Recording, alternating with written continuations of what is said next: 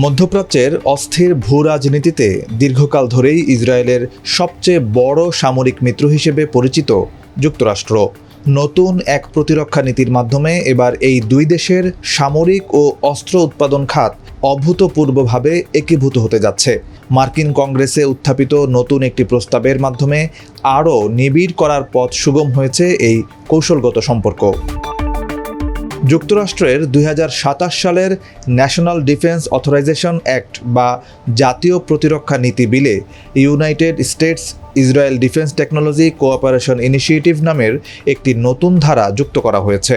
এই ধারাটি অনুমোদিত হলে অস্ত্র গবেষণা, প্রযুক্তি উন্নয়ন এবং সামরিক উৎপাদনে দেশ দুটির সামরিক বাহিনী আগের যে কোনো সময়ের চেয়ে আরও গভীরভাবে কাজ করবে।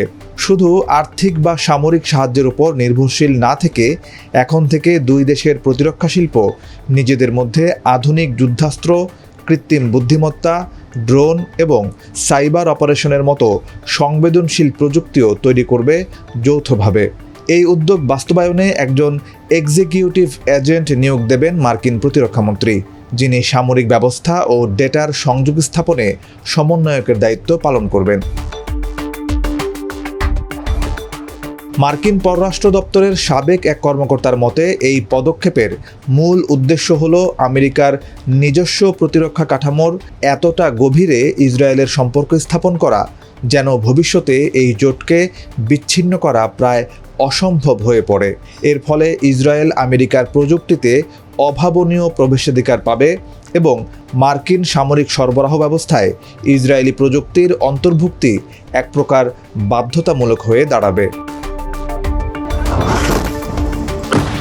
এমন এক সময়ে এই উদ্যোগ নেওয়া হয়েছে যখন গাজা ও ইরানে ইসরায়েলি আগ্রাসন নিয়ে বিশ্বজুড়ে চরম সমালোচনা চলছে।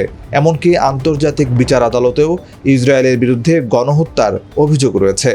অন্যদিকে ইসরায়েলি প্রধানমন্ত্রী বেনিয়ামিন নেতানিয়াহু সম্প্রতি ঘোষণা দিয়েছেন যে আগামী ১ দশকের মধ্যে তিনি মার্কিন আর্থিক সহায়তার উপর থেকে নির্ভরতা পুরোপুরি শূন্যের কোঠায় নামিয়ে আনতে চান। নগদ অর্থের বদলে আমেরিকার সাথে যৌথ প্রতিরক্ষা শিল্প গড়ে তোলাই এখন তার প্রধান লক্ষ্য।